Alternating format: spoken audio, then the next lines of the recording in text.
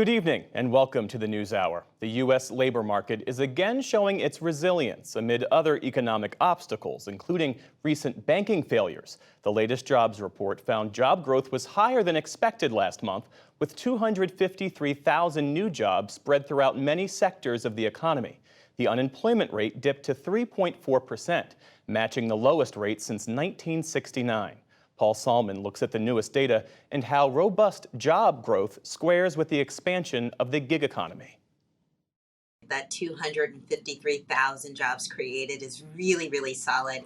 In fact, say economists like Neela Richardson, the latest jobs data came in strong, despite a downward revision of jobs created in the previous 2 months. More people came into the labor market, and so that helped it burst supply and was met by strong hiring demand from companies. Good, solid job gains matched with moderating wage growth. That's good news for the economy and for inflation.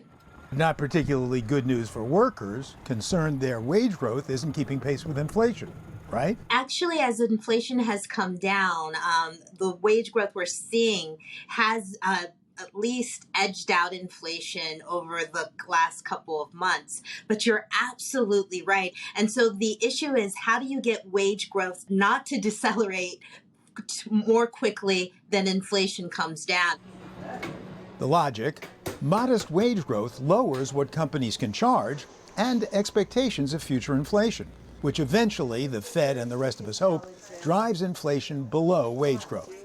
But a question: with unemployment so low, how come the gig workforce remains so high? Economist Catherine Abraham. A lot of people who talk about the gig economy are really thinking about just platform work, Uber, Lyft. Just a few million Americans. But it's actually much bigger than that. There are many more people, maybe on the order of as many as 14-15% of the workforce, who are working as self-employed, independent contractors, doing a whole variety of things. That would be more than 20 million of us. And talk about a variety of things. I grow and sell medicinal herbs and flowers. And that's not 38-year-old Lindsay Ferguson's sole side hustle. I perform in the Bay Area with various dance troupes. I perform burlesque. I'm getting into drag performance. And I take photos of myself. I'm a model. And I sell those shots online for money. Pretty much anything you can do in the regular economy, you can do in the gig economy. Kathy Christoph runs SideHustle.com, which hooks up freelancers with gigs. You can make money playing games. There's a website that will allow you to take in other people's laundry. Almost any service you can provide, there's an online platform that will help you market that service. And supplement income from your regular job, assuming you have one. All of the full-time work that I do and the side hustles that I do does not keep up with the rate of inflation, which is why I need to supplement my full-time money with the various gigs that I do. Spencer Cohn is a gig puppeteer. I work full-time for a nonprofit agency right outside of New York City. And on the side, I'm a freelance puppeteer. And that's why your arm is fuzzy there? Yep, I've got one of my puppets right here. Hi there, my name is Gary J. Platypus. Oh. Nice to meet you. Cohn is among the few who makes enough at his day job. His side hustle is for fun.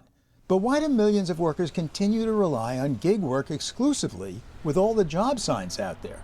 Flexibility, says food delivery driver Shirley Cox. I don't have a 9 to 5. I can work at 1 a.m. if I need to, or I can do extra hours, on the weekend. Those are the advantages.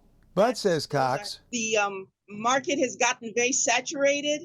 You have to work more hours than I did initially to make the amount that I used to make before. In fact, Cox has cut back on her hours. Why? I'm just in the process of looking for work, and so that takes up a lot of time. Job hunting is a job in itself. Cox's search fits with the most recent data Anna Zhou of Bank of America has seen. A decline in terms of people doing these type of gig jobs over the last 12 months. What's going on? They might be rotating into more traditional jobs. So think about, they might be working in a clothing store at a mall now instead of writing and deliveries, right? But there are still plenty of gig workers out there, says economist Paul Oyer, an authority on the subject. There are long-term trends in the gig economy, and those continue to be the same as they've been for a long time. And that is slow and steady growth as more workers want flexibility and as more firms want flexibility too.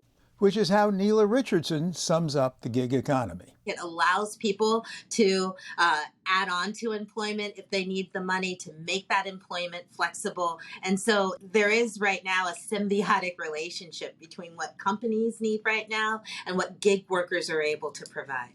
That and the need of so many Americans for side hustles in a high inflation economy, like Lindsay Ferguson. At the end of the month, I lose my full-time job, which is rent money, but also my health insurance, which is why I'm doing everything I can to schedule my dental cleanings and my blood panels while I still have coverage, because come the end of the month, I lose my full-time job. And finds herself back, like about a third of all gig workers, with side hustles as the only income she's got. For the PBS NewsHour, Paul Solman.